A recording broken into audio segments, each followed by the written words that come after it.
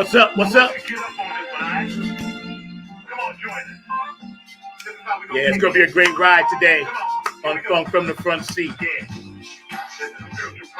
There's a spiritual purpose for everybody out there today, all right? So I need you to clap your hands like this. Today, I have my funk sister from another mother.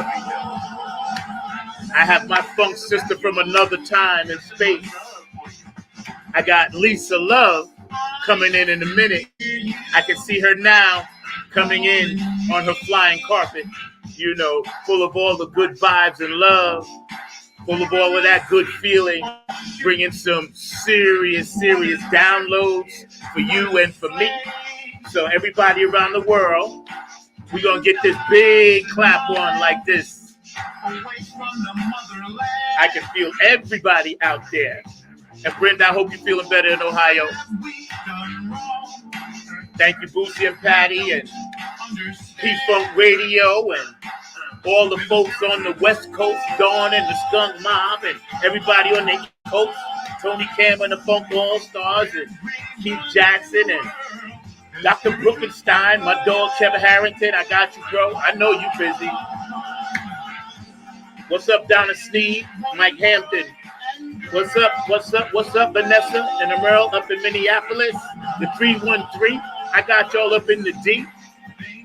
Feels kind of good today. Oh, yeah. We just cruising down the highway today. I got over here my passenger, one of the best ever, Lisa Love. So, yo, it's a blessing for yo's right here, yo. All right, let's go down south to Georgia, north to South Carolina, Virginia. I love you, Nikel. Love you, Pat. Brian. You know I ain't no Cowboys fan. But go, New York, go, New York, go. You know how we roll. Shout out to my dog, Two Dog, down in Georgia. Thanks for calling me, bro. I needed that conversation. Al down in Florida, John down in Florida, my dog Leroy Cooper and Karen, my family down there. I love y'all. And all the Robinsons down in Millersville, Sandersville, Georgia. We're going to make this happen, all right? Shout out to one of my homegirls down there, Nola, Rocky, I got you. Shout out to my wardrobe consultancy. I love you, sweetie. I'm rocking the P-Funk Radio today. Thank you for the hookup, all right? Let's go over to the Hawaii, the Samoans, doing the Humpty Hump. We're going to get all of that good energy, and Lisa Love is in the house. She's bringing it in. I see her landing her carpet like right over here. Oh, I can feel it. All right, watch that ball. Oh, there you go. You easing in. Wow, that's a cool transition. It's a spiritual purpose. Yeah, this is a Zachariah Cloud 9 CD, so y'all can check that out too. Written by my dog, Jeff Roberson. Produced by Kevin Harrington. Sometimes, y'all. Without further ado, all around the world for the funk from the front seat. My producer today, Mr. Mark Lee, is in the house. We appreciate you, Mark. Thank you for everybody out there. You'll see that rose at the top.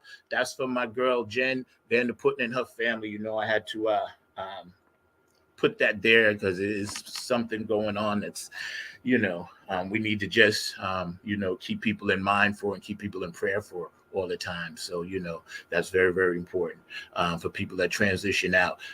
Their families are left behind, and we need to make sure that we comfort them and hold them and keep them in our spiritual mindset all the time. You know what I mean? If you got a birthday today, yo, happy birthday. I think it's jumping from Aries season soon over to this Taurus season, whatever it's going to be about. I'm with that. But we're going to talk a little bit about that too, you know. So without further ado, I want to bring in somebody that's really close to me, Lisa Love, and you know we're gonna really chop it up for y'all today.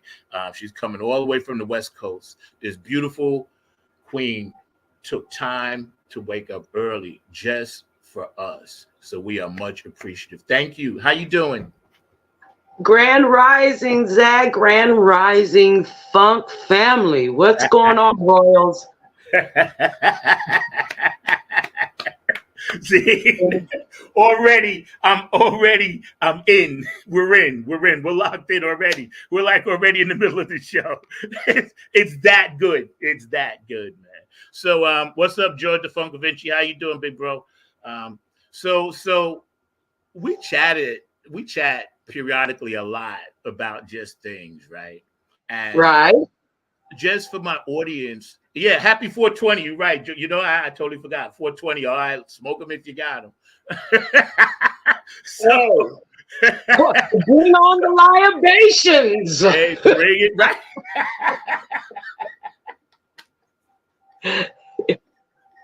I love it. I absolutely love it. Oh, this is gonna be Grand a great show. Rising, George. Yeah. So for my audience that's just tuning in, maybe for the first time, give us a little background about your musical and kind of spiritual kind of social side. Share a few things with my audience that haven't seen you for the first time. Okay. It started in the gospel music, of course. I was raised around every woman in my family has had something to do with the music and the healing, but we'll stick with the music for now. So it started in the music and gospel. I was in my first choir when I was 6. And by the time I reached 10, I was in the only young person in an adult choir, you know? And as life progressed, I started getting into what I guess church people would say the secular music, because I found that there's God and spirit, whatever you resonate with in all music, you know? So, and here I am. I'm still a baby in this, in the secular music, in the music outside of gospel. So here I am. I think that because we all come from some type of tribal musical experience, no matter what part of the world or the country that you come from. As far as our heritage goes, it would stand to reason that we're going to obtain a lot of knowledge from our roots of church, as as dark skinned people. And I always tell people, I never thought that it was a big deal. It's a big deal in one sense, but I never said, well, I'm supposed to take this for granted because this is what we play. You know what I'm saying? So I never thought of it like, oh, I'm doing something special, because I came from one to the other, because I've done both. And like you, that song we just came on with, that was our spiritual funk CD. We funkin' for God. You know what I'm saying? So yeah, with that's I'm glad you said that, because it's okay sometimes to do other things as long as it's in the name of the creator, right? That's right. Okay, before I really go into that, I just want to ask the permission of the elders. You got to acknowledge our elders, and those who have made their transition, our funk brothers and sisters who have made, because they're now our ancestors. So I want to ask their permission to speak freely. Absolutely. And ask them to Absolutely. speak freely. All music is rooted in spirituality. All music, you know. If you're funkin', you funk for God. If you rockin' for God, or whatever it is that you resonate with, you know. Yeah. So yes, absolutely. I think when we listen to a lot of music from, say, before it became too digitized, and there's nothing wrong with that because we all do digital music, so that's a beautiful form. But a lot of the people, or everybody I knew, from Barry Eastman to all my guys, to Jeff Roberson to Al, we all came out of church. You know what I'm saying? Like, some of the baddest people ever was sitting back there when they were 2, 3, 4 years old as prodigies. Jeff Roberson being one. I seen this guy playing when he was like 6 years old. Howard Beeman playing 6 years old, and they were on the road with their family, and they could barely hold the instruments, but they were prodigies. So I believe what you do, and I've watched your work. It's amazing. So it's nice to always bring that spirit to this show, and I always want my audience to know for the first time, what you're about, because it's important. It's important. So, so fast forward it, how you get into the funk? How did I get? Because I was raised with it. I had uncles and aunts, and my mother. They were into funk. It was part of growing up in our inner cities, I guess you can call. Yeah. I grew up with it. Yeah, That's what I told you, man. There is so much work to do, you know. When it comes to music, how do we pursue a spiritual lifestyle, and still, you know, maintain and navigate the darkness that's out there? You know, we're going to cover a lot today, so y'all got to strap in, because me and this woman was on the phone last night for like an hour and 45 minutes or something. It was a while. We got some stuff, so we're going to go strap in, take notes. How to maintain a spiritual lifestyle in the music industry. Is that what you mean? Yes, yes. It's not being proven. Again, I'm new to the secular music, but even in the gospel arena, you know, there are snakes and people with agendas, etc., etc. How to maintain it? You better maintain some people say prayer life. I pray, you know, and maintain self-love. You know, not everything that glitters is gold. You know what I mean? If you're in the music industry just to get riches, then of course you're going to attract those lower energies that, okay, this person is hungry for that. So let me dangle a carrot in front of them and have them sell their souls. Yeah. Our souls are eternal. So, you know, it's not really ours to go ahead and just sell. Yeah. So, you know, and a lot of people rise and fall. You know, the enemy rewards people too, but it's all an illusion. Yeah, that's right. I maintain my spiritual background by I'm a world-class champion hermit. I know how to withdraw myself and then when to bring myself out. I'm not interested in being, you know, a celebrity and all of that kind of stuff. I mean, if it happens, is it because it was meant to happen? Yeah. Remember that you're here on a mission. Yeah. And that funk music, I'm like, oh, this Bootsy Collins, oh, that's on mission. That James Brown, that's on George Clinton, that's on mission. Yeah. You know what I'm saying? It's all organic. That Zach Robinson, that's on mission. Something must have dripped on me because I'm still here doing it. So I feel blessed just for that. And look, through all of that, the survival, right? Meeting you and, you know, vibing with the Skunk Mog and checking out all the vibes on the West Coast with Dawn and Victor Taylor. And, you know, it's amazing how we're all connected to one major spirit. You know, It's like we really are. It's really one light. We know about God and we know what that's about and how it draws us through maybe different portals. Some people, you know, Muhammad, some people Buddha, like myself, you know, it's still some people funk, some people classical. It's all one. Wow. It's all one. All one. Do you think because of, and I'm gonna just keep it real, right? Because of certain elements in the music game that they change the frequencies of certain music, which makes you feel a certain way, which then will mess up your natural rhythm and cause certain things to your mind, and then you manifest it, then bang, you're in trouble. Absolutely. I'm going to open up by saying that we're not fighting against flesh and blood.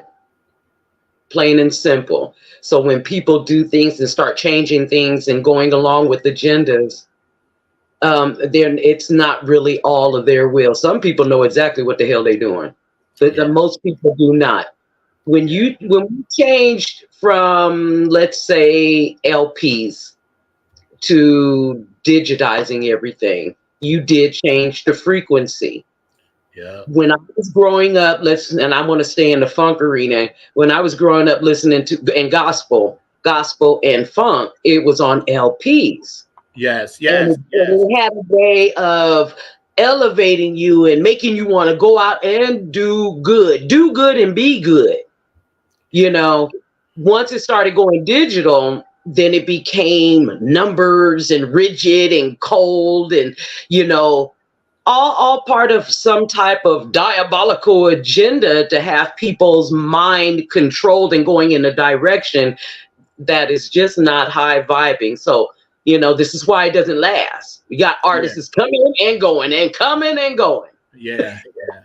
We all see this, right? And as elders, we're all gatekeepers, and it's not about our chronological age. It's about the wisdom that we've been somehow through our journey here been able to just, download.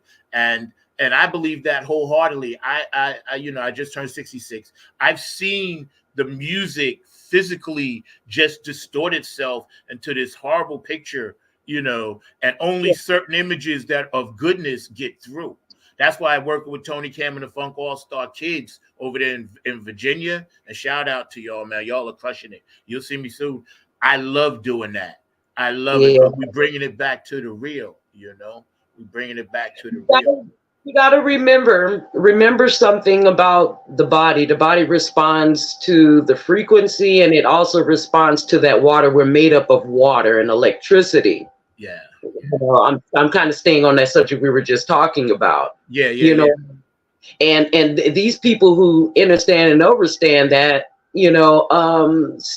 are not going to be mainstream. There you go. The mainstream. You know what I mean? We have to force our way and take it, and not play into these doggone agendas, because the frequencies that some of this music is playing on is affecting the water. Yeah. It's affecting the water in our bodies and in our actions. Yeah, I've seen that firsthand, because there were times when in my wilder days, right, I used to go check out a rave because actually I went for more like to study it, like an anthropologist, because I couldn't believe. Now I have had at that time I had a few surgeries, so in my mind I couldn't believe people was purposely breaking bones for some music. So I went one night in New York City. They had this underground spot, and I stood on the side, because those that didn't want to get involved could just watch this stuff. And that's when I first realized there's something going on with the music. I was like, yo. Can I say something? I don't want to scare people with this, but it is demonic. Yeah. It's demonic. Anything, and it's a, I don't like using the word, because it's really a made, but it's a devil energy to keep you. All it is so that it can bind you. Yeah. You know what I mean? And hold you to a contract that, that keeps you a slave. Yeah. I noticed that right away. Yeah. It's almost to the point now where we're fighting two different wars spiritually, right? We have the one that we always have to protect our families, friends, and loved ones. That one, and then that's that one, right? Thanking the heart every day when you first wake up, before you do anything. Thank your heart. Remember that. If you're out there and you listening to the show, before you do anything, you thank your heart. And Darrell Jones, thank you for that. Thank you, because it pumps all night. Your heart, been pumping since the day you was your lungs. Since day one, they've been on the job. Not a day off. Not a day off. Not a day off, man. Yep. So when it comes down to these frequencies and things, I would just advise everyone, just be cautious going into the future. I'm an artist myself, and I'm very cautious about what I put on anything that I record and who's actually on it. That makes a big difference, Yes. Yeah. So women, obviously, well, I'll backtrack a little bit. The age of Aquarius, right? Mm-hmm. And you're, one of the people that I truly trust with this knowledge. Drop some knowledge on us about that. Age of Aquarius. It's the water bearer. Again, we're dealing with the water, so we're dealing with the human body. We're also dealing with the mind. It's the information age. If people say, what is the age of Aquarius? It's the information age. With all the information that is out there via internet, these handheld computers we walk around with. There's no excuse for not being able to find out what you need to find out to change things. Yeah. That is the age of Aquarius. And also the unveiling of demonic energies through music, the music industry, all the entertainment industry, Yeah. period. Yeah. Our governments and all of that. Yeah. It's all being revealed. You know, Yep. you cannot build a new crystal castle unless you tear down the old crap shack Yeah. first. Right. And that's what the age of Aquarius is coming in to do.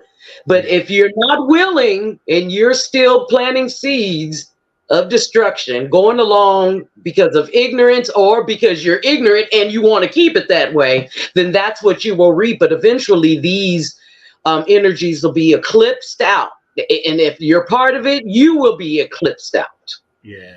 You know, you're right. Because see, and when it comes down to this spirituality, the energy, because, you know, it's a spirit, it's inside of us. And like you said, you and I talk about, this is a rented earth suit.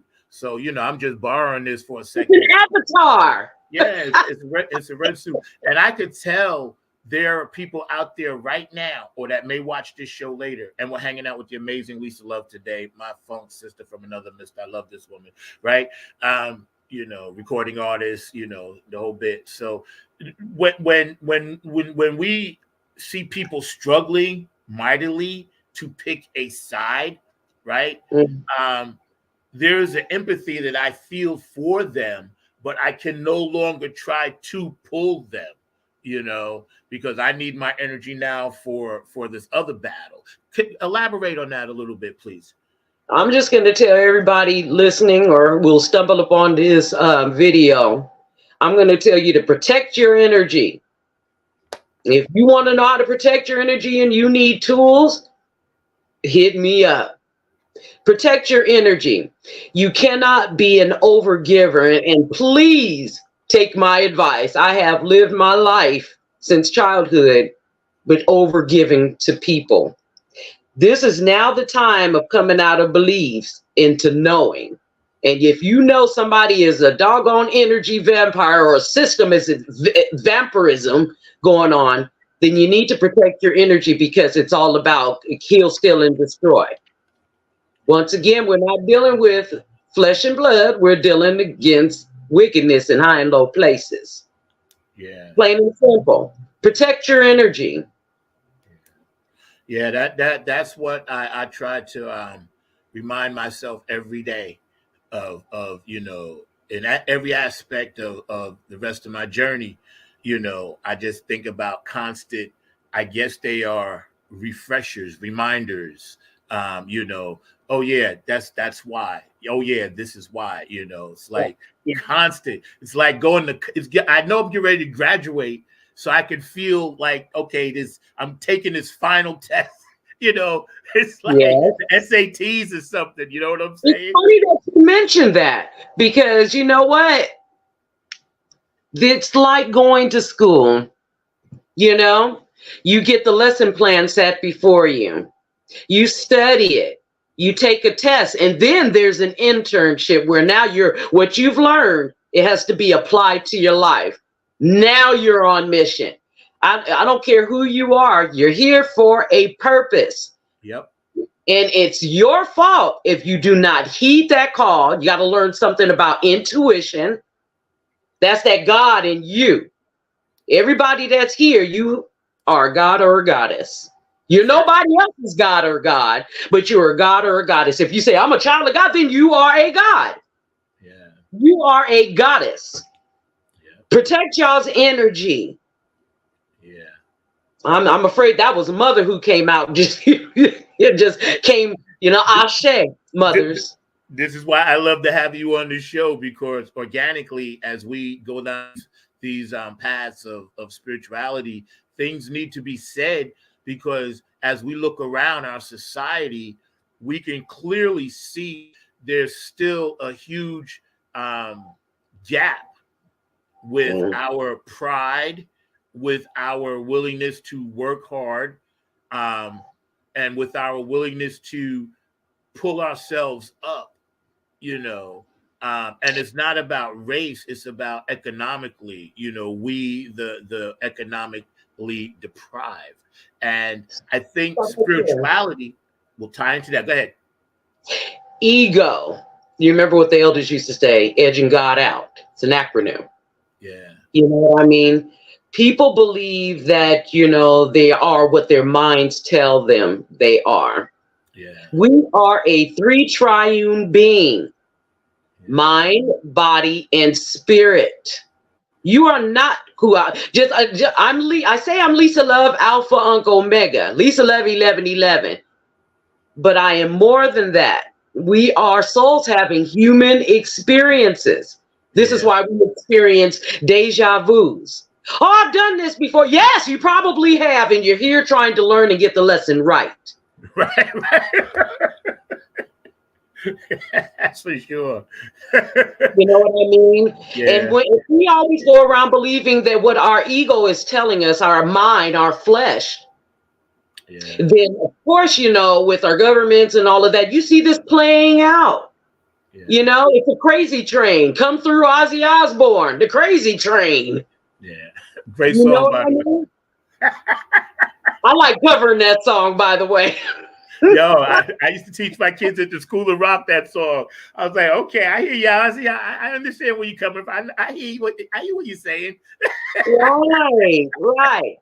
When people start reading, when people get back into symbolism and understanding that we're cursing one another with this English language, you know what I mean? I think that, we're going to really get back on track and continue tearing down the old crap shack so we can build crystal castles. Yeah.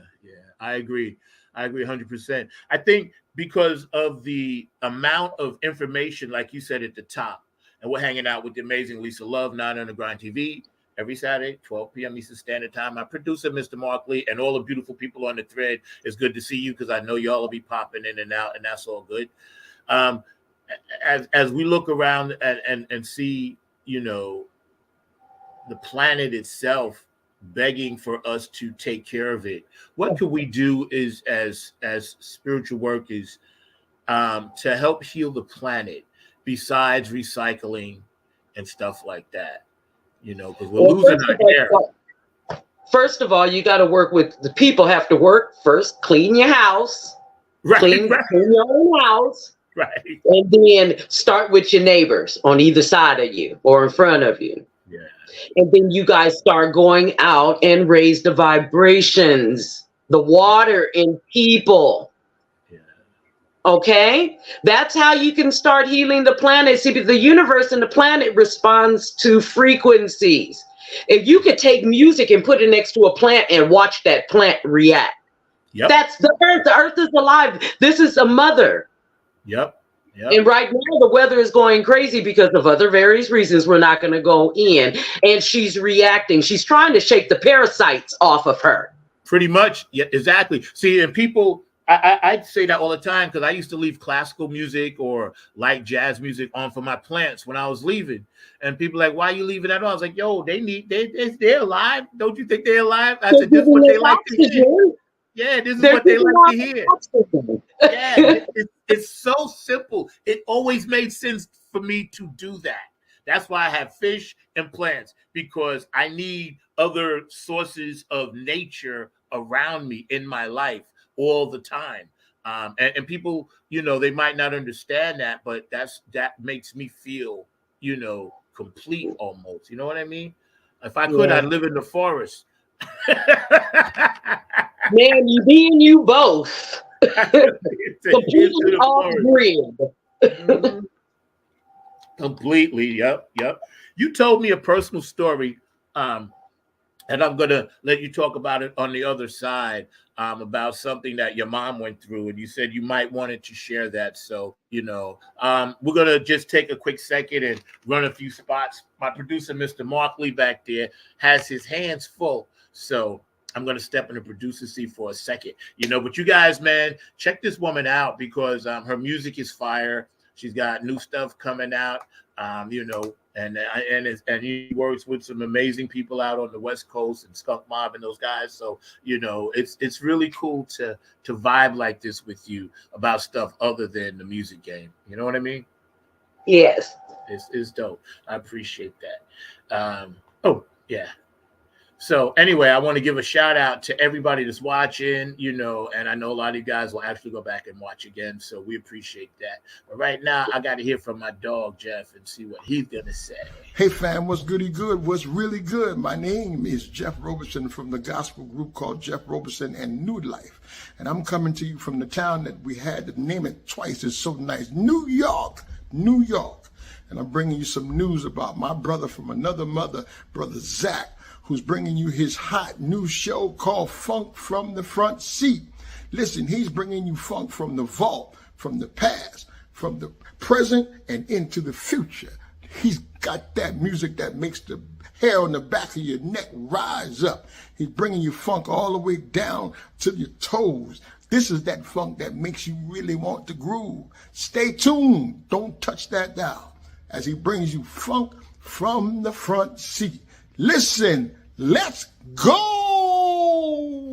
Hey, it's Chrissy Key Rollins here with Holistic Restoration, inviting you to check out Zach Robinson with Funk in the Front Seat. He drops new episodes every Saturday at noon on the East Coast time, and replays are posted for whenever you miss a live stream. You can find him on 9 on the Grind TV and also on YouTube, and get ready for the funk because he brings it every week, along with hot topics, amazing guests, and great conversations. Again, that's Zach Robinson with Funk from the Front Seat on 9 on the Grind TV and YouTube. Go check them out.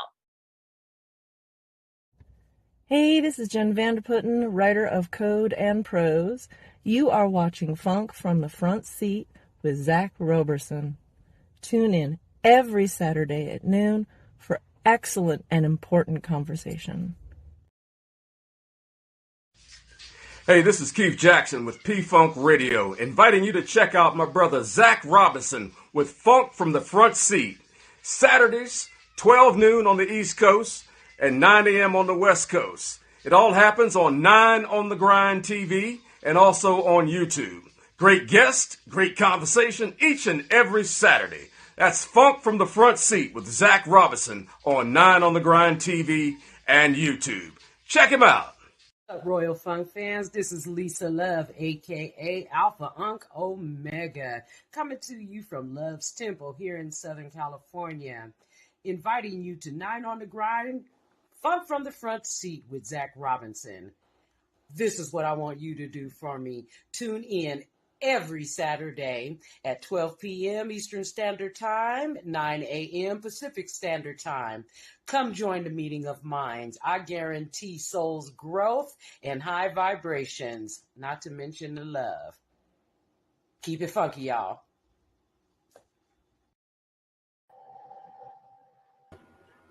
And there's the real you. Thank you for that shout out. That's beautiful. And shout out to, like I said, P-Funk Radio, KNN Jams, everybody over there, Larry Funkster Jones, and Heidi, and Robin Circular P.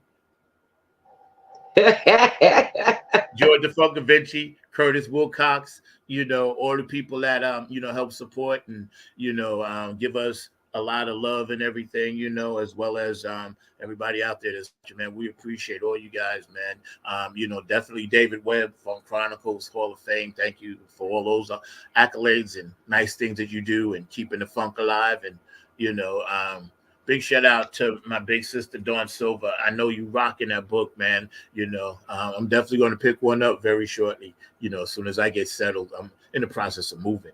But yeah, back to what we were going to get into with Lisa Love right here. You had told me a story, so would you like to share that with my audience? We were talking. Listen, what were we talking about last night? You mentioned how something with the situation with your mom and what kind of like what she had went through and stuff. So you had said that you might want to talk about that, but you might not. So I don't want you to have to, talk about it. I've been in hiding for so long, hiding spiritual gifts and all of that, because I was taught that it was demonic, and as I got older, I realized that that was part of an agenda to keep chosen ones or light workers, whatever you want to call them, with gifts hidden. My mother, my spiritual journey began with my mother, Brenda Faye Mason, Ashe. She is now an ancestor. She was a Scorpio woman with high spiritual gifts, and she it was a modern dancer, and she I guess she began her spiritual journey a long time ago.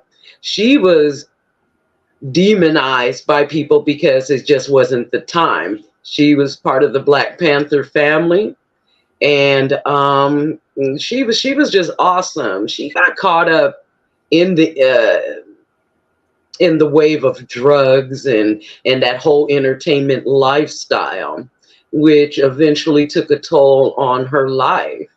Yeah. And at the end, though, she was able to, surrender all of that, but it was already took a toll on her avatar, and of course she died of complications. Yeah. But she instilled all of that into me. Yeah. I always would say, how people say, "Oh, I'll never be like my mom or my dad," and we wind up taking either the best or the worst parts of them into our lives. And I'm glad to say that I've taken the best parts of it. Yeah. Yeah. Our spiritual gifts are usually activated by some trauma. And people don't want to hear that. They want to think a spiritual awakening is sunshine and lollipops. It is not. It's a tower. If we have any tarot readers out there, which I am one, you would know in the deck, spiritual awakening is like a tower. And I experienced some traumatic things with my mother. And through my mother, I have watched her go through rape and overdoses, and put into institutions because, bad drugs, I guess, and she passed these gifts on to me and my baby brother, and we learned manifestation while we were young in elementary school age. We manifested our mother out of that. We were told our mother was the lowest, scummiest thing that ever slithered under a rock, but it was just the opposite. Yeah, yeah. That crack cocaine came into our communities like a tornado and destroyed our homes. Yeah, it did. Yeah. But she made it out of that. But it activated me. Yeah.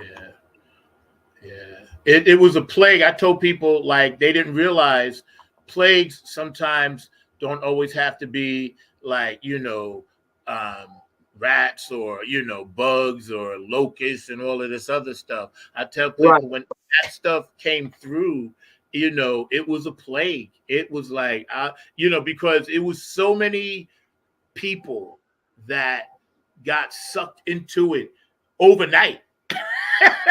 It was like bang. It was like overnight. Destroyed homes. Yeah, overnight. I was like, oh my God, and so thank you for sharing that, because that's a deep story, because obviously gifts were passed on to you, and then you pass them on to others and you share them, man.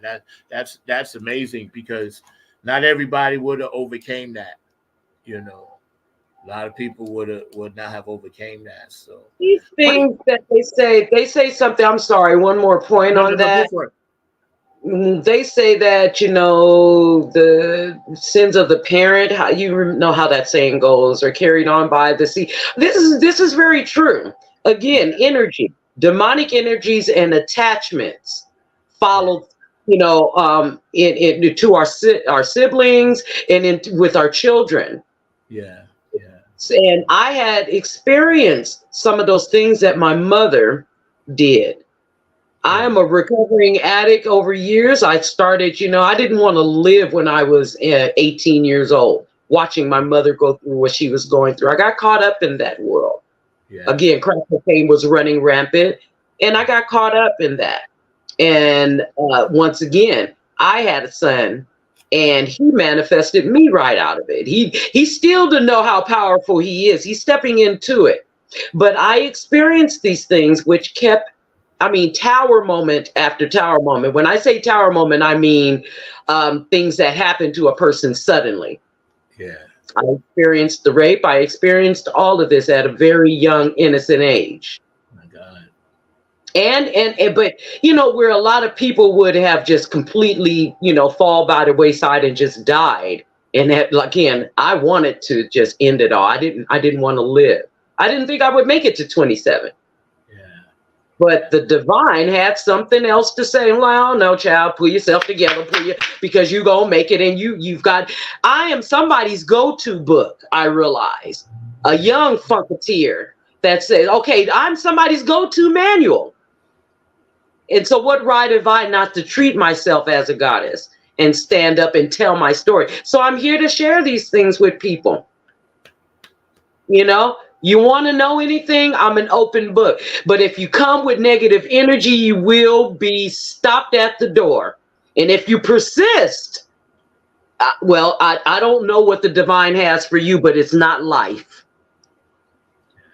So get a sister up. Yo, that is such a powerful statement and energy that you just put out, because I felt it over here. I was already sunken in, but then as soon as you went there, my heart I felt that warmth that you provide, and through all of your knowledge and experiences, and also I've always vibed with you because you're not a judgmental spirit. Not at all. Not at all. I want to just put it out there. It doesn't matter what your sexual preference is. It doesn't matter your eating habits. It doesn't matter if you're on drugs right at this moment. I have nothing to judge. I'm not here to judge. This is what keeps people from going to their spiritual or even if they're religious and everything, because they feel like I've got to hide this. That is the lie and the trick that comes straight from the pit of hell. Yeah. Church members will tell you to come as you are, but that's a whole nother story. We'll do another show about religious and church and all of that kind of stuff. You'll find freedom and peace when you come to brothers and sisters like myself. Yeah. This is a no judgment zone. You ask what we can do to heal the planet. Yeah. You got to start with yourself. You start with coming to people like me. And I intend on starting a business or a blog. Your gifts are supposed to make way for you. Well, then, yes. Come on to Lisa Love. Yeah. It's funny because that's right. See, because I always felt like I'm just like a little tiny portal in space that opens up, and I just bring people to other people. And I told you last night, I so love doing that. Yeah. I just do. I love to connect people with people because I guess that's part of my journey. That was one of the lessons I guess I needed to learn. So I'm learning it now. How important you learn by trial and error, Zach. Yeah. Trial and error. Even the stories in the Bible. I mean, we know some of those ascended masters, were whoremongers and thieves and murderers. Yeah. Psychopaths, sociopaths. That doesn't mean that you cannot change. People feel I'm too deep in. Oh, yes, I've made a deal with the devil. You stop believing these lies. You're keeping yourself in the Eight of Swords. Again, here I'm referring to the tarot deck. You're keeping yourself in the Eight of Swords, which means stuck. Yeah. You can free yourself. You want to heal? You can heal yourself. Or you go to a healer, they give you the key, and it's up to you to hold on to it. Yeah, that's right. And take it and live. Yeah. One of your favorite sayings, I'm sure that you said a lot, and I'm paraphrasing. When a healer gives you the healing, hold on to it. Maintain it yourself. That's it. People say, well, this is why people running back and forth to psychiatrists. Dr. Phil, Dr. B, everything be all right come through Prince. You know what I'm saying? Because they're energy vampires. No, no, no, no, no, no, no, no. When a healer comes into your life, they come and heal you in the way that they know how. I'm not going to say everything how I heal, but I'll give you one thing. I'm an energy healer. I heal your emotions and everything. You're supposed to hold on to it, put it in the bag and put it on your chest, wear it on your neck, and cultivate it like it's a baby plant. The plant needs what? Water and everything. The healer only gives you the seed. That's it. If you have to keep coming back to a healer and sucking on them, their energy, you have now demonized yourself and made yourself an energy vampire. Yep. That's not what healers' jobs is. Yep. That's right. We got some great comments coming through, and influence enablers. Yep.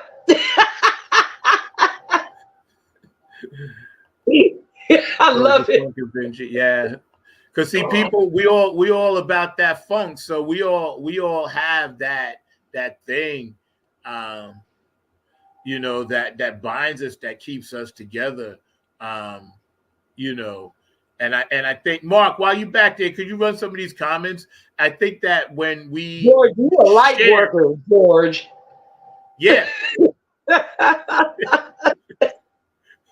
That's what he was saying. I'm getting to him. When I see his comments. You a light worker, George. You go through trauma when you were young. It's usually to activate you, because for a time like this, they're going to fight tooth and nail they're fighting tooth and nail to keep age of Aquarius from coming to fruition.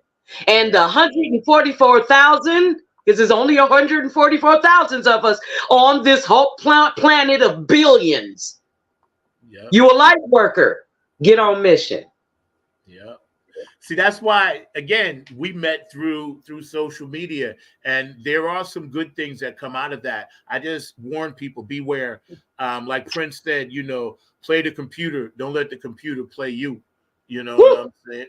And see, that's what I was going to get into for a hot second, because we have this constant need. Our energy is pulled to that little box that you mentioned, right? The little handheld box, right? Yeah. It's a supercomputer. You can get all the information you want. It's a supercomputer in your hand. Yeah. And what people doing? What you doing with it? Yes, that's the key. What are you going to do with it? Are you going to try to utilize it for like directions or to find a recipe, or are you going to spew hate? It allowed everyone to get on a soapbox and spew out this venomous hate, and without consequences almost, but all that energy, you tell us, what it does. That energy can either create or it can destroy. It's a superpower. You've got to learn how to channel it, like it and hold it, to make it expand or to shrink it down. You have to learn how to channel it, and then you need to follow your intuition. Go into your prayer closets or to your altars or your shrines and sit in solitude so you can get instructions, downloads on how to utilize it. Don't go running out there willy-nilly. And I understand that your intentions some of your intentions are very, very positive, but you need marching orders. There's an order to everything in this universe. I don't care what you're talking about. You're talking about politics. You're talking about one-on-one relationships. You're talking about industry. All of that there. There's a divine order to everything. Get to the collective mindset and get think tanks like here. what we're doing here, what we're attempting to do here with Funk from the Front Seat, and form think tanks, come and congregate together in the nature. You don't need a building, having a building, and I don't want pastors to get mad at me, but you don't need a building. What you need is to be in nature so that you can ground yourself. Everybody needs to. I want you to think of the movie Avatar. Everybody gathered around that big tree, right? If you haven't seen the movie, I suggest that you look at it. See, Hollywood will lie and tell you the truth at the same time. But that movie right there, I was very impressed. Yeah. There's a lot of things that happen subliminally, and that's part of the times that we live in that are definitely right in front of us. And they're no longer, and they've been, I guess, I prophesized by people that are that highly spiritually vibrating, and whether it be in certain biblical texts, or whether it be, Nostradamus, or whether it be other people that had gifts, whoever they were, right? And they said, they told us all of this, and now we're like, people are surprised. I was like, but yo, they've been trying to hip us to this forever. Am I right? It's on stone. It's in stone. If you can go to different parts of the world and find things that are on stone, I like to refer back to ancient Kemet. For some reason, I really feel that I have blood ties with ancient. That's Northern Africa, and everybody wonder what Kemet is. It's what they call in Egypt now. Yeah, I have great ties with it, and I have started doing study and researching. And yes, they have been telling us there's nothing really new under the sun. They've done it before. Yeah. Only now things are coming because they're our ancestors are our spirit teams that are outside of this dome, or whatever you want to call this atmosphere. They're tired now because they are destroying the mother, the earth, with their foolishness. Yeah. So they've been telling us these things for ever and ever. Now things are starting to come into fruition. And again, they are going to fight tooth and nail to keep people asleep. That's right. You know what's so cool, right? Like, and I think about this all the time. Out of even some tragedies and disasters, good things come, because this particular show was started during COVID by me and Mark, right? In my car in the front seat, yo. And like the balance of, okay, this dark, but then, the creator's like, listen, there's a little tiny speck for you to slip through and get some information out.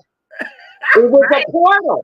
COVID-19 was a portal so that light workers can start sliding in with ease. Yep. Light workers weren't fooled by the COVID. We know, I don't know if we're supposed to be saying this, but by that traumatic event. Yeah. We weren't fooled. Nope.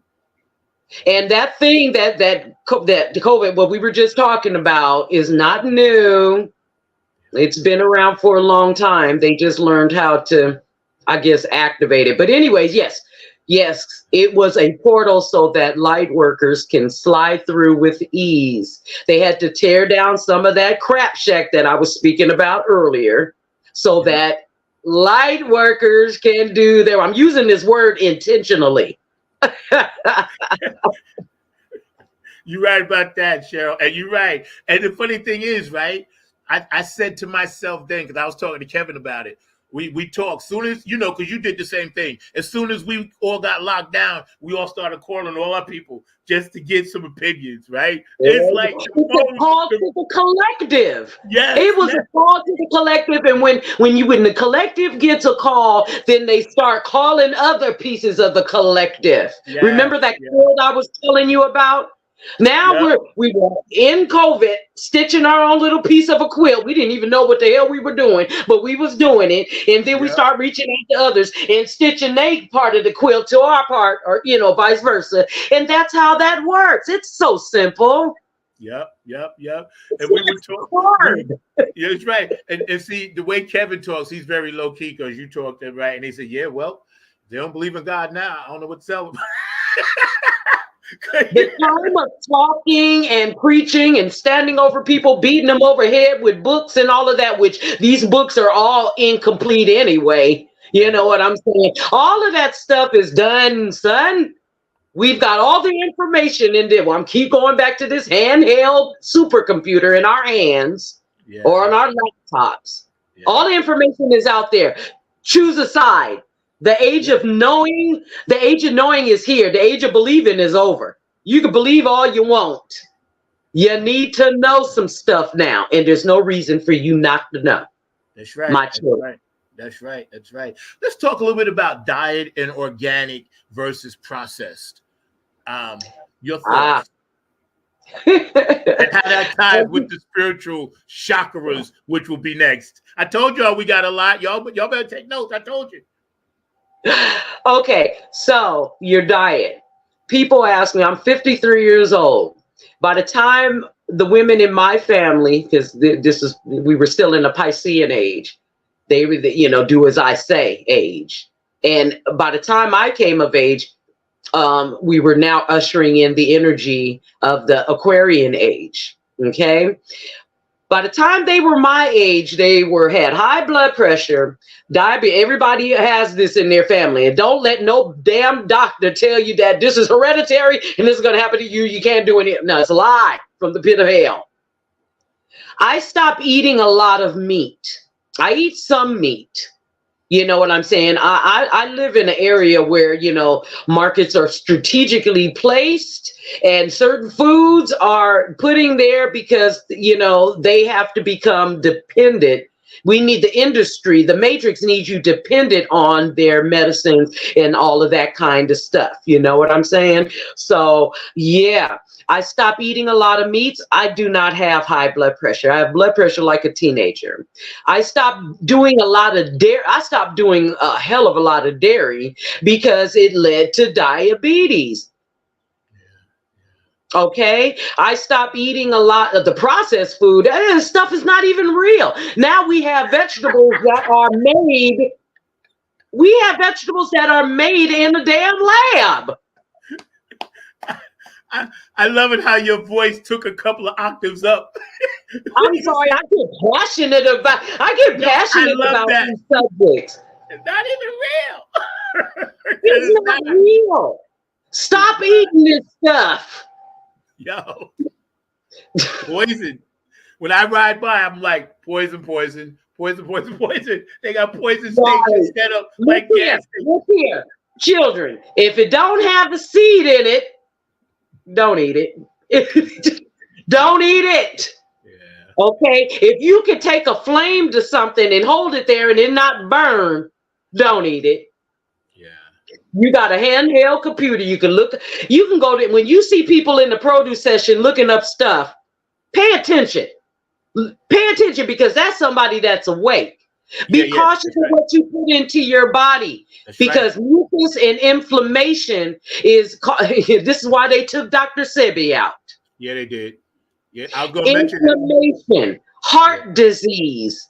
Remember, our lungs and our heart are connected together. The women in my family had diabetes, high blood pressure, and then their heart gave out. Be careful what you eat in. I'm gonna tell you what's in my diet. Certain beans, very little starch, very little. And I'm working my way to getting out there. Implement a certain fasting. If you want to know about healthy fastings, hit my boy up, Victor Taylor, the Funkonaut. Okay, hit him up. Do a fasting in your once a month. Fast off of something. Do what is according to your body. Your body will tell you, no, I can't do this. Yes, I can do this. Very You don't important. need, the body doesn't need to always be stuffing itself. That processed food you get from the fast food places is programming you to tell you you're hungry when you're not. Yeah, and the You only commercials. need to sustain yourself. The largest meal in your diet should be the lunch. Yep. Sometimes you can you don't even really need to eat but once a day. Sometimes I eat once a day. To get that energy in the morning times, I may have some dates. Leave that orange juice alone. I used to love orange juice, but there's other ways to get vitamin C. They block out the sun, so it's hard to get vitamin D. But there are certain vegetables. Look it up. Everything I tell you, you can look up for yourself. That's right. And That's right. then do what your body is calling. Listen to your body. Your body will tell you what it needs. Yep. That's right. That's right. This is why connecting our health and, I stopped eating about like 6-7 months ago. I tried to curb it. And then about 3 months ago, I realized, okay, I can't eat anything after 9 o'clock, after sundown. Because what I did is I took a trip back to my ancestors. And I said, okay, if this was the 1700s, 1800s, whatever, right? Once the sun went down, unless you was on guard duty or something, everything was pretty much shut down. You didn't get up and go no midnight snacks and, I'm going to eat a rabbit. You know what I'm saying? It just didn't work that way. But your body system was regulated more normally, Yeah. and you, like you said before so eloquently, much more grounded. And I'm trying to get everybody around me to help me stay grounded so I can help them stay grounded. You know what I mean? Because Here's it's a very good way to ground yourself. Yeah. Go outside, put your feet on some soil Yep. or on some grass, some real grass. Sit next to a tree. Go by the water. You can also ground yourself with spiritual baths. Get your notes out. This is how you make a spiritual bath. You can use other things, look it up yourself, but this is what I use. You can get some sea salt. You want to break some things off of you, make some black coffee and pour that into your bath. Slice up some limes or lemons. Cinnamon in your bath. Dried rose petals and rose oils, rose water. Okay, moon water. You make moon water by filling up a glass container, sending it out on a full moon, and let that energy, into the water and put it in your bath. But there's several ways that you can ground yourself. I suggest that you learn how to do it. I'm an earth sign. I'm a Virgo. And one thing we do is move slow, and grounding is our foundation. Everyone needs that. Yes. I think that because it's connected to our chakras.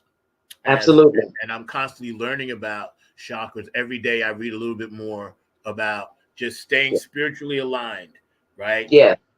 Hey, you got another Virgo fan out there. Hey, Virgo Nation.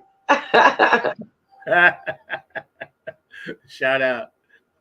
So yeah, and see, I don't understand, and it's not for me to understand why people don't realize that spirituality and science and astrology is all one in the same. There's so much pushback against that.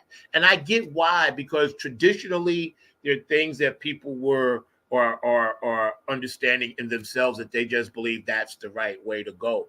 But I can tell you, I've experienced them all, and I've taken a little bit from each one.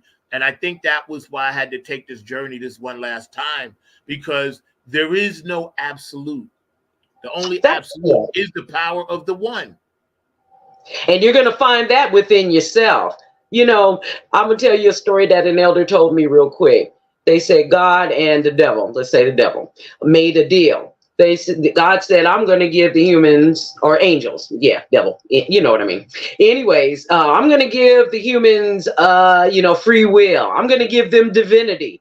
They're going to be gods and goddesses on this Malkuth, this earth.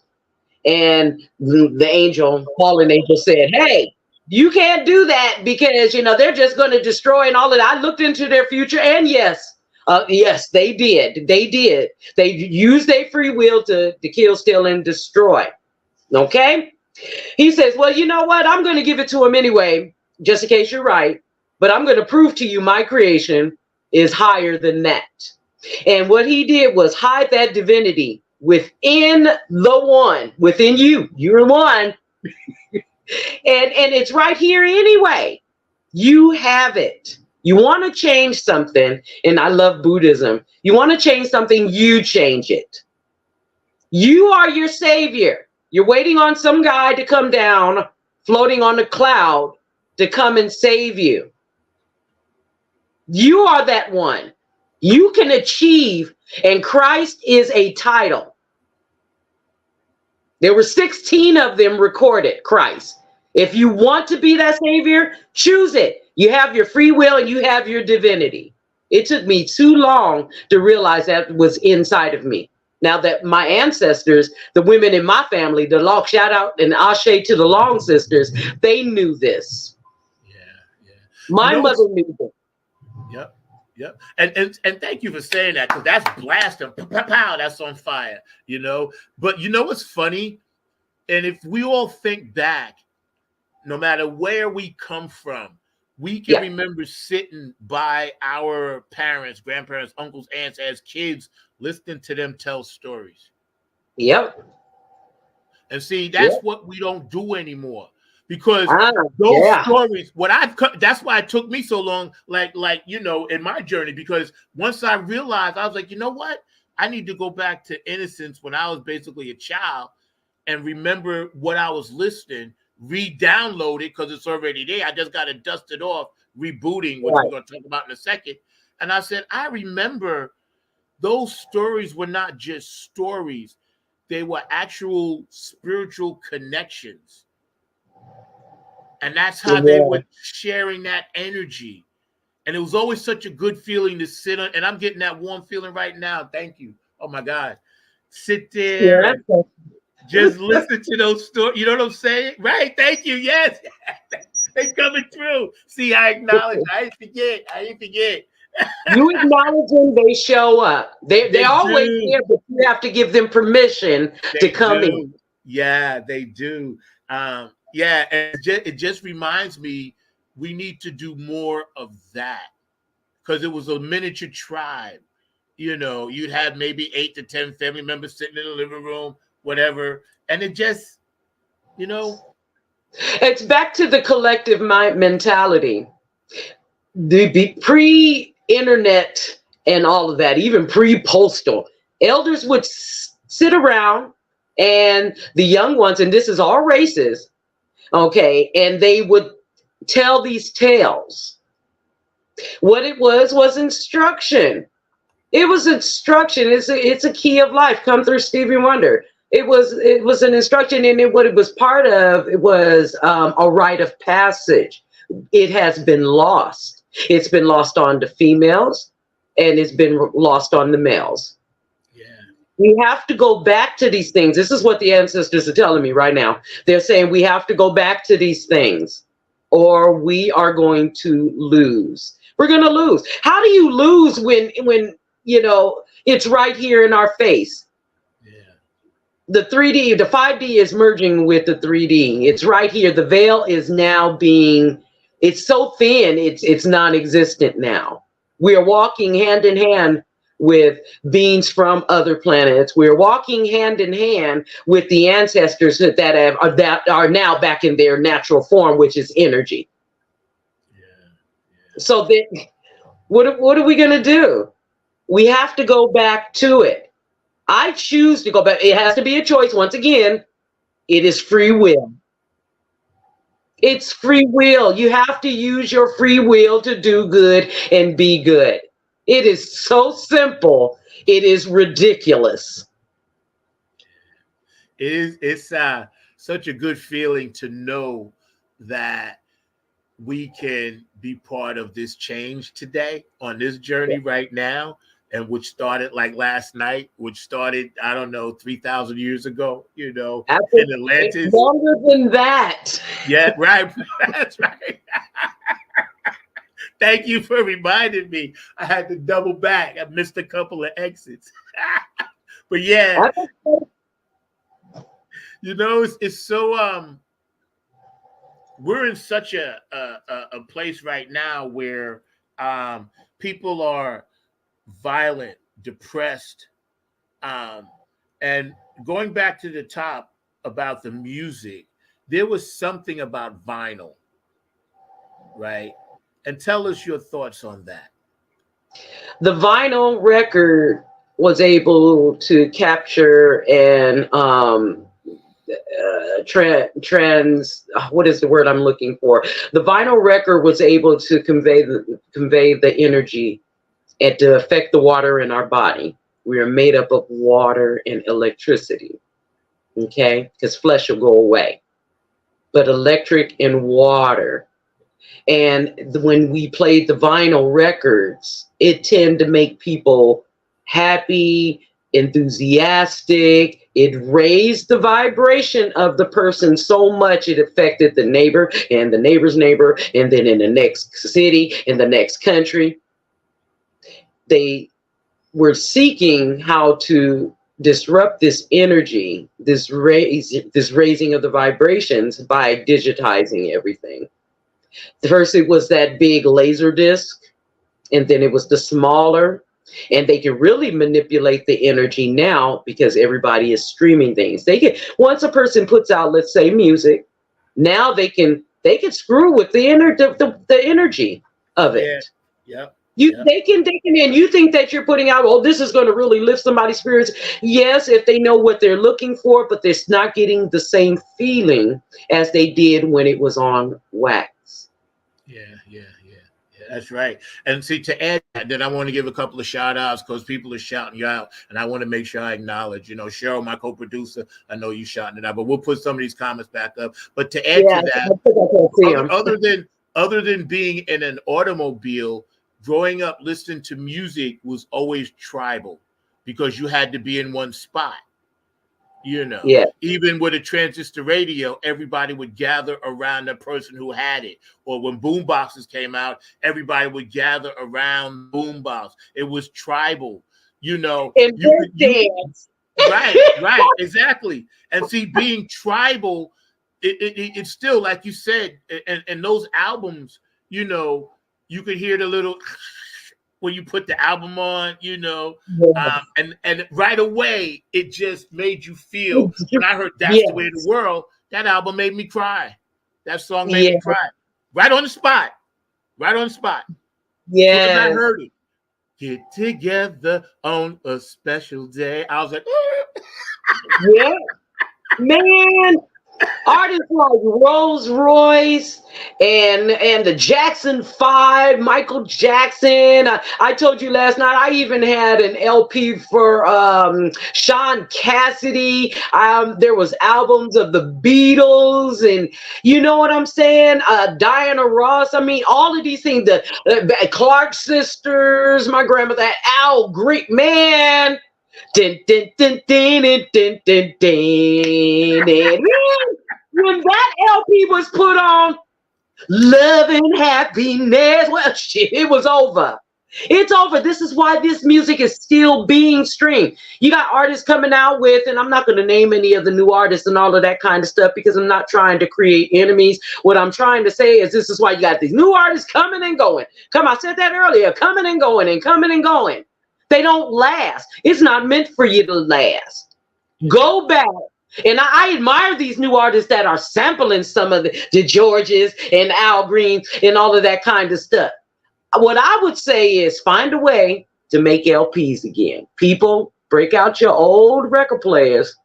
If you want this energy back, you got to take it back because we have put under a glass dome.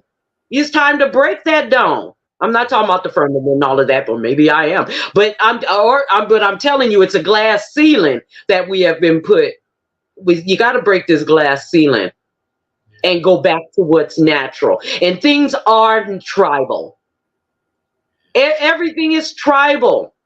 It takes a village to raise children, and if we do not give them this rite of passage back through our expression, through music, live music. All the digital is cool, but all the synthesizing and all of that kind of stuff come through Shaka Khan. All of this, what is it called when you change the voice and all of that kind of stuff? It's cool. Yeah. But there are those who are anointed, and I'm going to draw myself in. Come in, pull in, collective. I got something to say.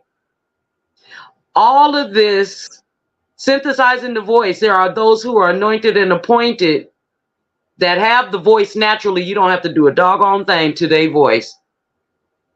Let them sing, let them speak.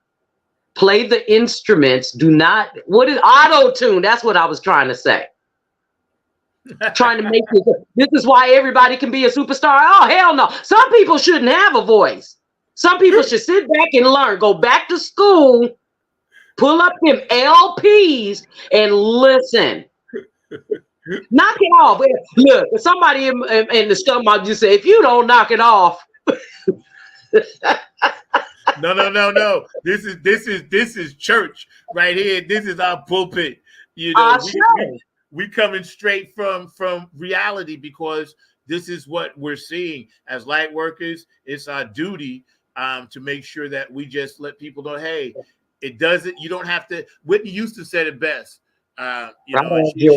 She was dope, man. She said, listen, she said, everybody ain't gonna sing at Madison Square Garden. She said, some people gotta sing in church. Let me tell you where it doesn't make you any less. Doesn't make you any less. Lisa Love started singing in the church, and then before I was able to save enough money and get myself a car, I was singing on the bus stops, changing life on my way to work. working at the grocery stores in Wally World. You know what I'm saying? I had people come up to me in tears because it helped raise my vibrations. This is how I regenerate myself. I can sing loud as hell right here in my house and be content. If I make money doing it, so be it. Yeah. But I'll give it away free before I start, becoming that low vibration, or I've got to be a superstar and I got to step on toes to do this and I got to sacrifice people. What the hell are you doing? Yeah.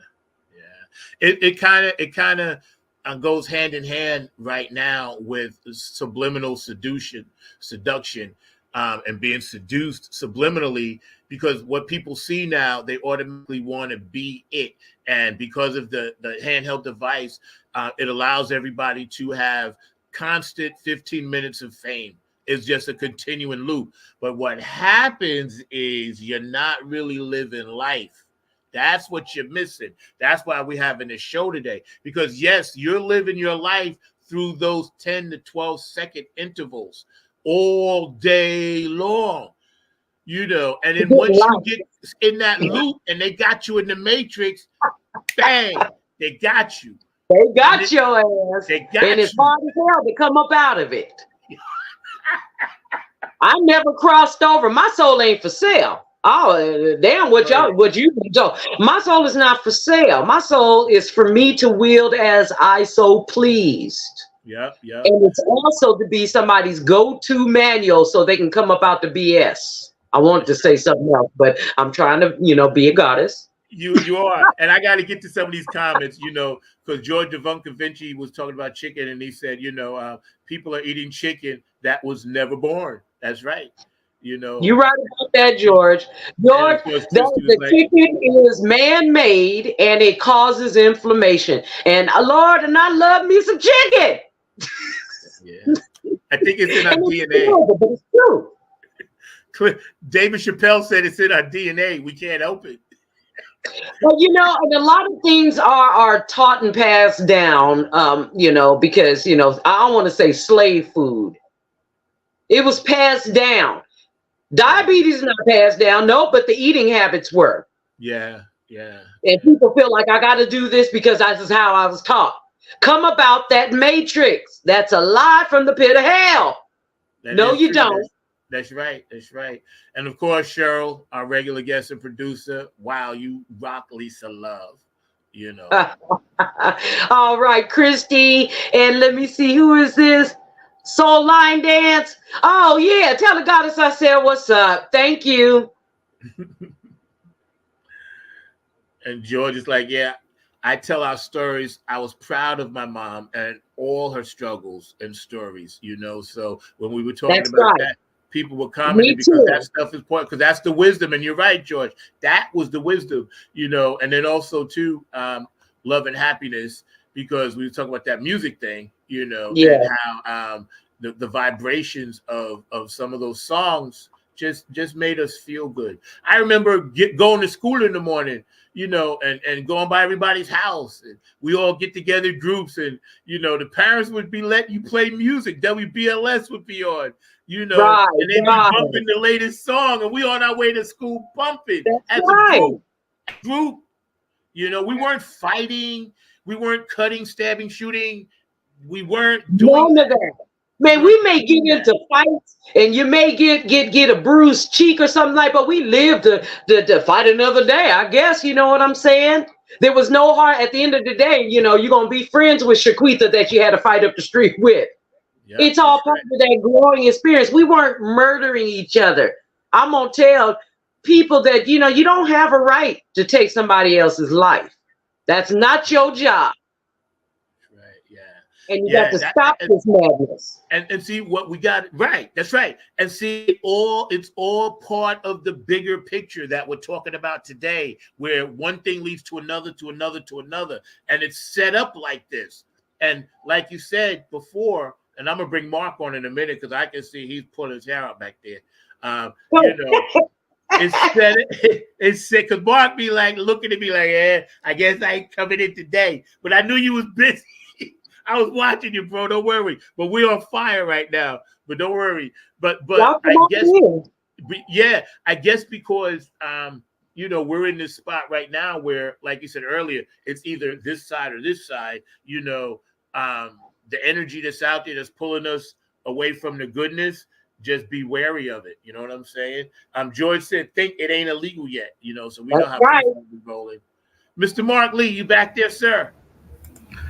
I'm definitely back here. Glad to see Lisa just dropping all kinds of jewels of information, dropping all kinds of knowledge, and just being amazing the way that she is, and all along those lines. So yeah, back here. I did have a quick question for you and everything, Lisa, because Zach knows I've always got one and everything. And I was thinking about, you were talking about the gifts that we are naturally born with, and I think that a lot of times we don't even know the gifts that we have, because a lot of people have the ability to have ESP and to have a lot of other things that we don't necessarily address even in our own lives. So what advice would you give to folks in order to tap into their natural gifts?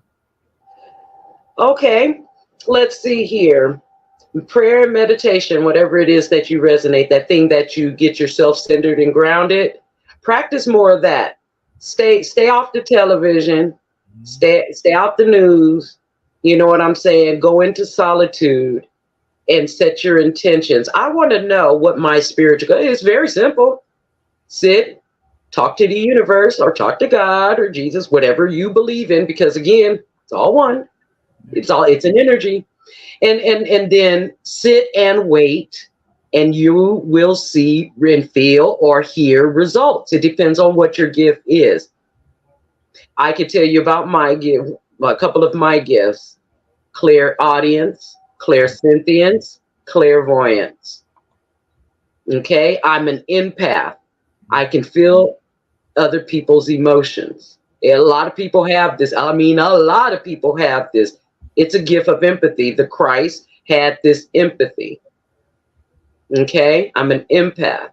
Stop doing what you're doing, all of this running around and craziness, and quiet your mind. A Buddhist would tell you this. You hear these monks saying, you must center and you must do this and that and everything like that. And he's right. They're right. You have to quiet yourself.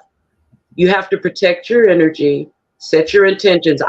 Your intentions should be, I want to know what my gifts are and how to use them. And then you sit and you wait. People are not patient enough. Yeah, I agree with you on that and everything. Just so I can ask, because you kind of alluded to it earlier, even in your conversation with Zach. But Zach will tell you that I am a big believer in ancestral wisdom, because I definitely stay in tune with my own ancestors and all along those lines. So for those that are watching and listening, maybe even listening in the reruns that we'll have later on today and tomorrow, what advice would you give to them in order to tap into that ancestral knowledge bank? Because a lot of times I know that I am still in touch with my grandmother who passed way back in the early 80s and everything, and still in touch with a lot of friends of mine, including Baba Chuck Davis and everything in that space. But what advice would you give to folks to tap into that ancestral knowledge? Okay. And a lot of people go be like, oh my God, and they're going to start ripping their robes. But I'm going to tell you one thing you need to do in your homes. You need to set up a shrine to your ancestors or altars. I have a shrine and an altar in my home. I know a lot of people were taught that this is demonic, this is evil, and all of that. But, this was implemented into ourselves, into us, that it was demonic to keep control by religion.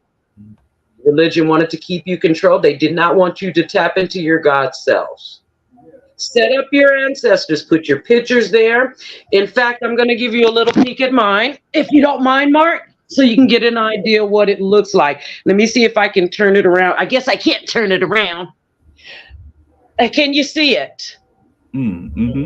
Yes. Okay, I have a food offering. I have a liquor here because I know my mom liked liquor. I know that some of the Orishas love their alcohol. I have a cigar here. I have a little figurines and gold offerings on there. And I'm gonna come on around. You see my mother here, Ashe, and I'm gonna take you to my shrine, my ancestral shrine. You see? You put your pictures here. You got Prince here. You got my grandmother and my elder uncle. You know what I'm saying? You have a shrine. That's what you need to put up, and then you start talking. You said you were in touch with your great-grandmother, Grandmother. Your grandmother. Yes. You talk to them like you and I are talking right now. You talk to them. You don't need any special incantations and these and thous, which people make things too doggone complicated. Then they get frustrated and then they drop off of it. Mm-hmm. And then you die. Then you wind up reincarnating, coming to have to learn the same lesson. Let's stop it. Let's stop that now. And here's how you can get on your path. Set up an altar. Set up a shrine. Give them gifts, give them food offerings. And I don't care what race you are. Okay? You could talk to ancestors, known and unknown. Clean your energy with Palo Santo and sages of different types. Incense. You go to a Catholic church, what are they burning? What are they swinging in that big metal thing? Yeah. Incense. Burn frankincense and myrrhs. Clean your house with white salt, pink Himalayan salt. Take those spiritual baths. And I guarantee you souls growth. I mean, I've came from some rough backgrounds, Mark, where I should have been dead. I carry scars that I refuse to get rid of because of me not being in alignment. And I'm not coming like come through Tina Marie. I'm not coming back here. I ain't coming back no more. Not learning these lessons because I'm going to get it right now in the age of Aquarius. You, me, and everybody can do it. This is not just for me. It's for you too. I'm going to let because Zach and you were having such a deep conversation. But as he knows, one of the places I work at, and that's why we're so noisy over here, is the Hayti Heritage Center. We're having our youth camp, which we do every Saturday and everything. But on this building, which was a converted church, is a veve. So I know that you know what a veve is. So it is a voodoo symbol of Ursula, which is the Iowa of love, and it definitely is something that we oftentimes talk about in our historical talk. So anybody that comes out of the center sees that veve, which has definitely been up there for decades, if not centuries, and everything, because the church was built by in the 1891. So actually, the building was actually a grove. So they were doing it outside before it was a physical church, and then the church moved down the street and everything. But it was built as a church back in 1891, so it's over 100 years old and all in that space. But we definitely acknowledge that veve that is up there, and some of those people, including Baba Chuck Davis, who is very much into the African dance. We got some drummers up there right now are very much aware of the importance of that veve. Is this a feminine energy? Mm-hmm. Yes. Okay, so let me just tap on that because we're coming out of that Piscean age was masculine. Mm-hmm. We're coming out of this, and they're sick of the matricide. The Divine Mother has been demonized. And matter of fact, they took her all out and they said, now the Father, Son, and the Holy Spirit. Well, how do you have a child without a mother? Please, I'll wait. You know what I'm saying? So I'm glad to hear that. It's time to allow the feminine energy for her to take her place beside her masculine. You see, it's like this. It's not like here and follow me. It's like this. And in between them is the birth, the child. Right. And I'm not just talking about man, woman, child physically. I'm talking about the energy of it, which gives birth to everything. Everything. I love that. I love that. And we've got to get back to tribal living in any way possible. It's for the children. If you don't do it for yourself, do it for these babies. Yep. Because they're going to be the ones that's going to take care of our old asses. Pretty much. Think about what you're teaching them. That's we're gonna have to do a whole nother show just on that. But thank you, Mark. I'm glad that you got a chance to jump in the pool. I saw you back there. You've been working hard. I'm loving all of these comments. I get to watch and read them. That's why you see me looking off to the side while you're commenting. I'm actually reading the things. I'm trying to look and see them. Yeah.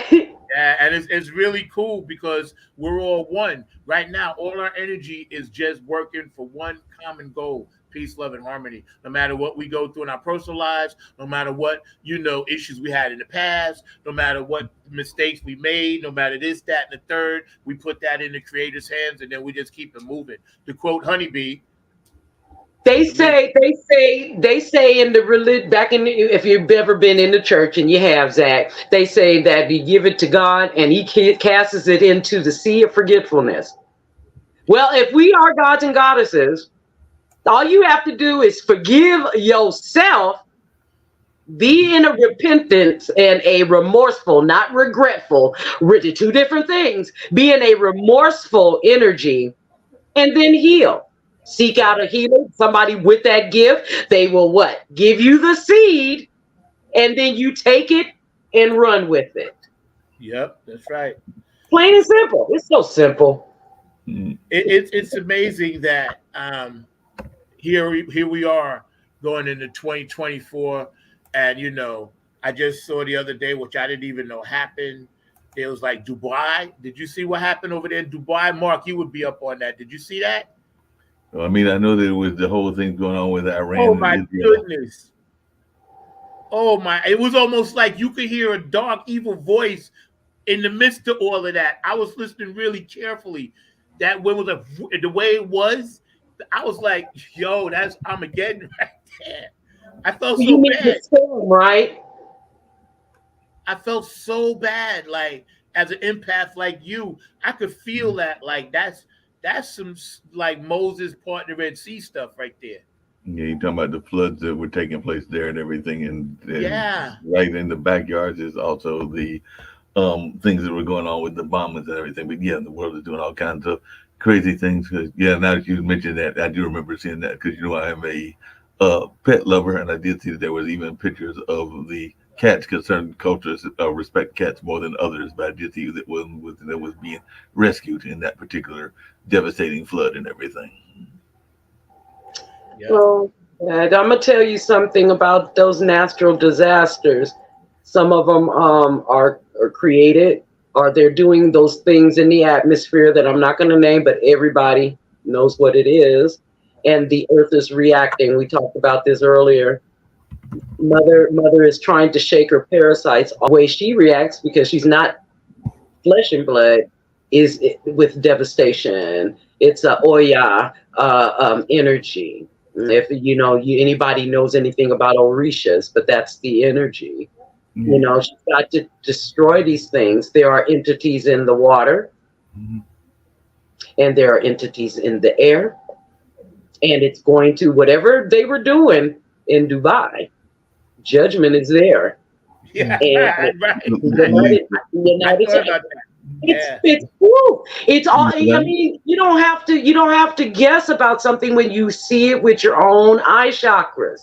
Yeah. And then they tried to deny it, because I know part of what you're alluding to wasn't just there. I think there was some other stuff in some other parts of the world, like in Asia and other places, where they are wondering the impact of that whole cloud seeding, because they're trying to control the weather and everything. And that could be why there are some people that are saying that is at the forefront of why that whole disaster was taking place in Dubai, because that cloud seeding has been going on for a long time. I remember hearing about that, because there was a time, I think I told Zach this, that even though I've been in event planning and journalism and media for a number of years, there was a time when I was a youngster that I thought I wanted to be a weatherman. So I remember them talking about cloud seeding way back in that time of the 70s and the 80s. So it's been something out there, but it's been more active lately.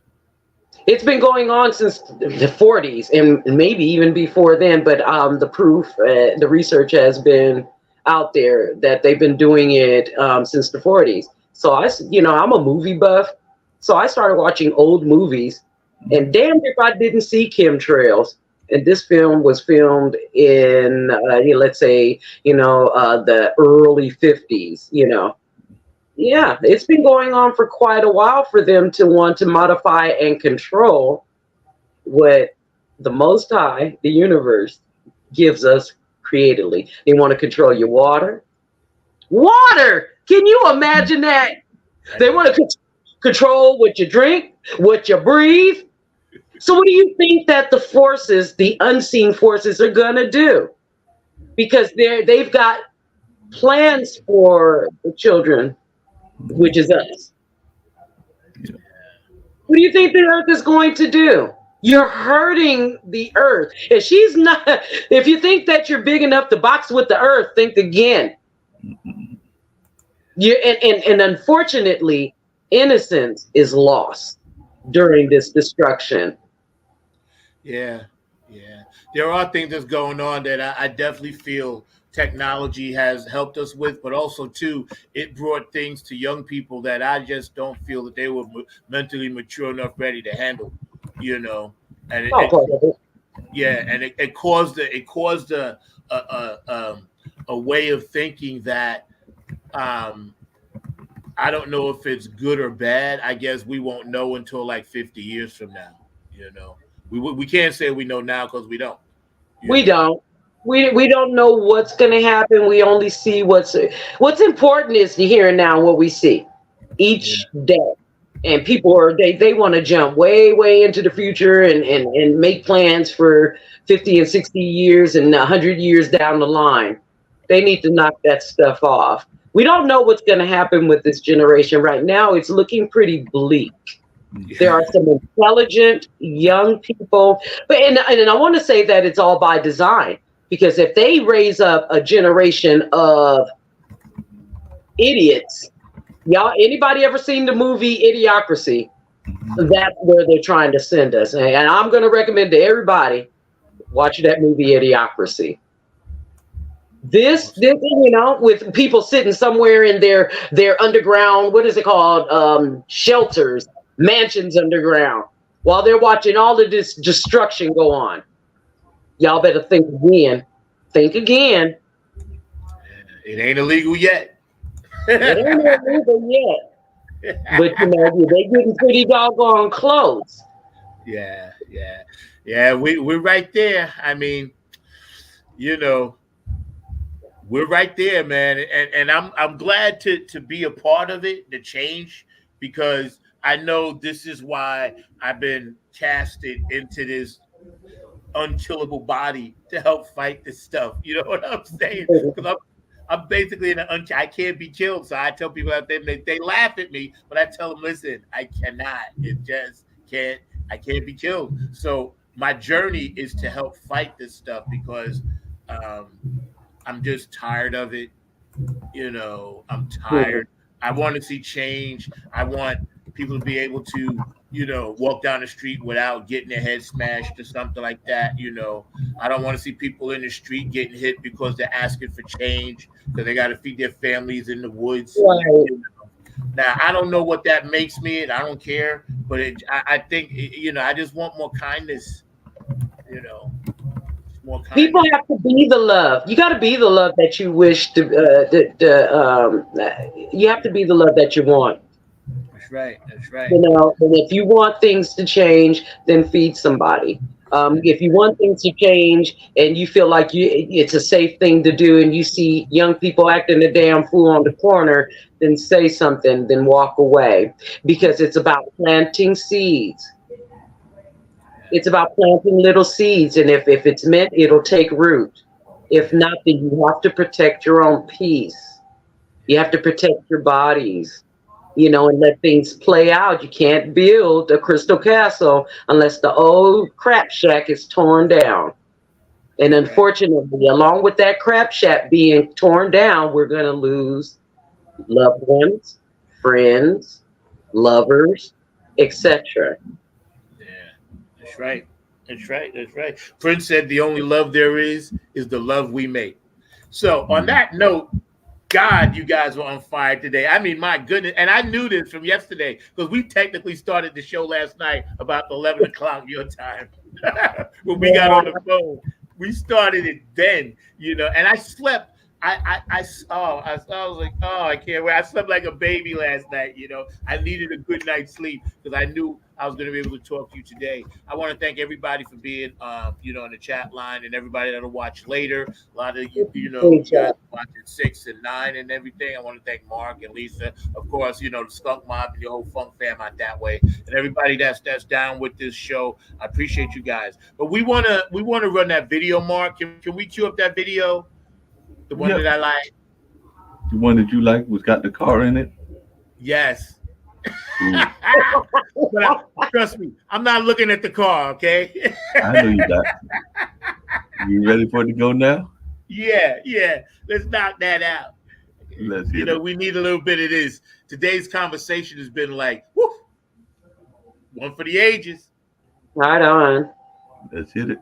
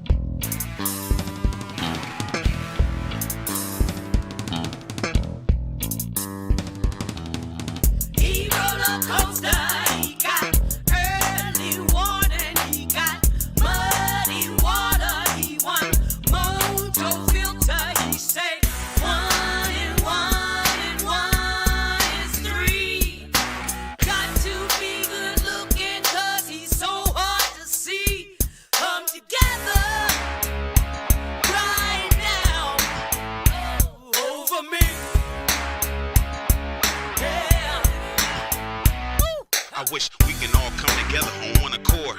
Chicanos and black folks spread it across the board. No begging, maintaining respect for one another. Cause when it all boils down, we all the same color. Brothers with different mothers.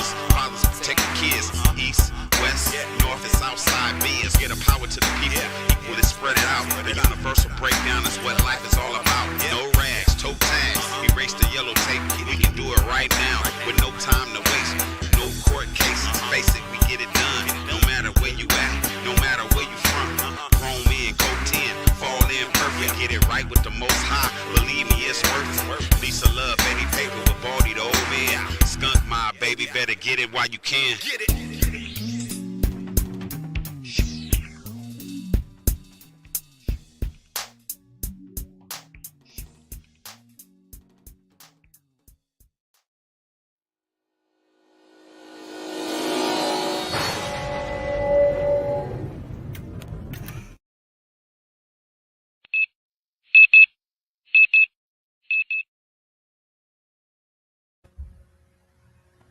Always one of my favorites. Shout Shout out out to to the my skunk. brothers.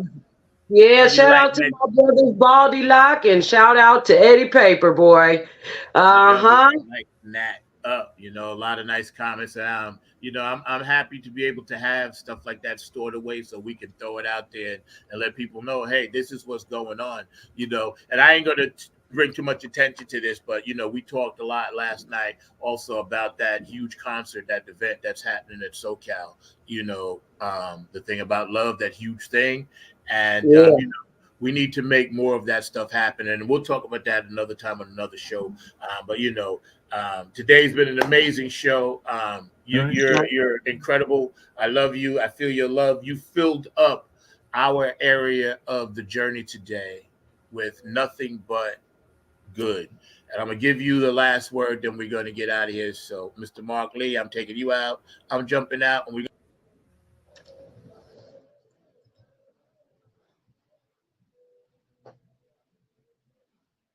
So, okay, closing words, y'all.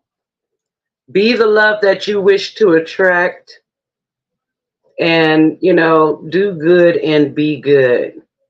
You can't have anything good unless you have and, you're exuding the love that you should, put down all agendas and be selfless.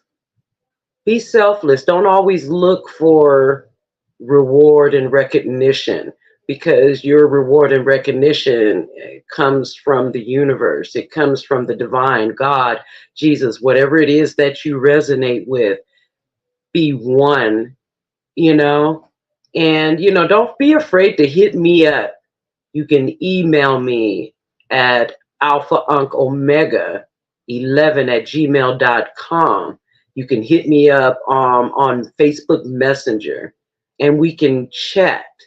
If you're into divination, I do tarot card readings, Stop the madness and, think about the future. Think about your own divinity. Remember that you are all gods and goddesses. And remember that you are nobody else's god or goddess. For all of you light workers out there, this is a war cry. Ooh, that's the title of a song. It's a war cry. Remember that you're not fighting against flesh and blood, but you're fighting against spirits and wickedness in high and low places. Make sure that you're not sitting at the table with people in demonic energy that want to kill, steal, and destroy. And once again, thank you. And I'm sending all of my love from Love's Temple here in Southern California. I am Lisa Love, 1111. Shout out to all my brothers and sisters.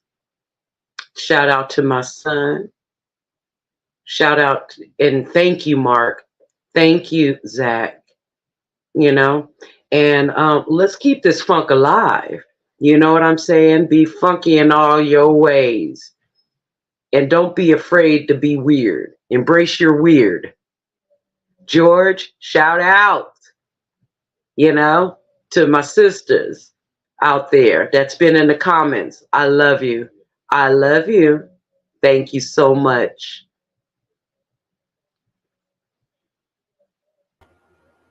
Wow, that was amazing. You guys heard it right here, Funk from the Front Seat. Again, we're going to do this as much as we can because this is what we do now. So y'all just going to have to get used to it because we're going to be bombarding everybody. So we just want to thank everybody.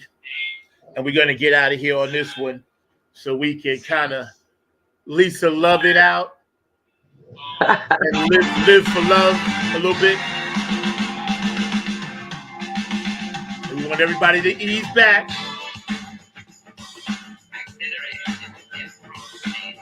Just let the vibes flow through. Because funk not only moves, it can remove.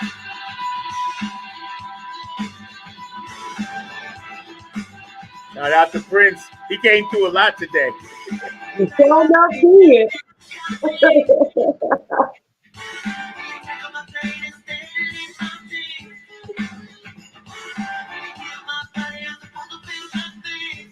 West Coast. Cheryl, I know you in San Fran right now, right? Love you, Cheryl. Gotta live for love, y'all.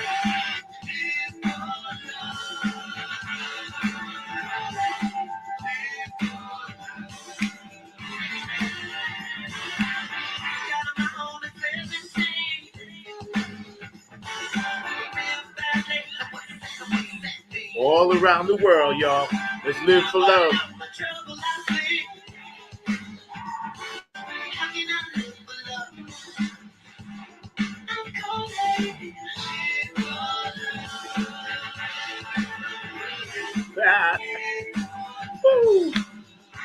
We gotta live for love, y'all. Take all of this today and run with it. Spread it. They have nothing without love. Spread it. Spread it. New York, I know you in the house. Ohio. Bootsy and Patty. Brenda.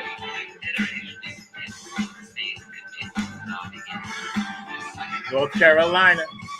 Texas. Funky Philly Dilly. Detroit. Seattle. What's up, Cindy? Samoans doing the Humpty Hump.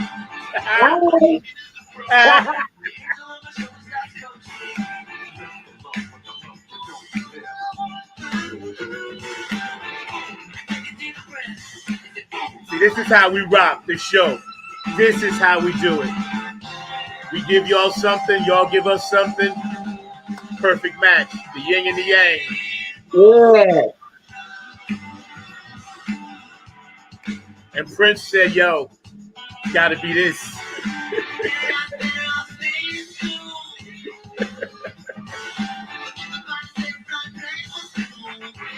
And no, I don't own the rights to this music. Just music.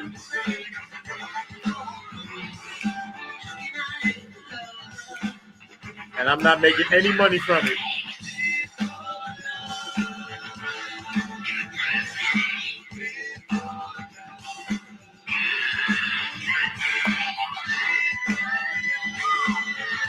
We'll see y'all next time. It's been an amazing journey, amazing ride.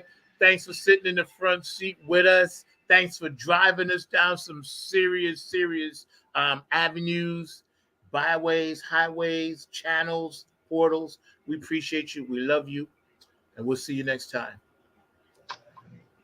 Peace.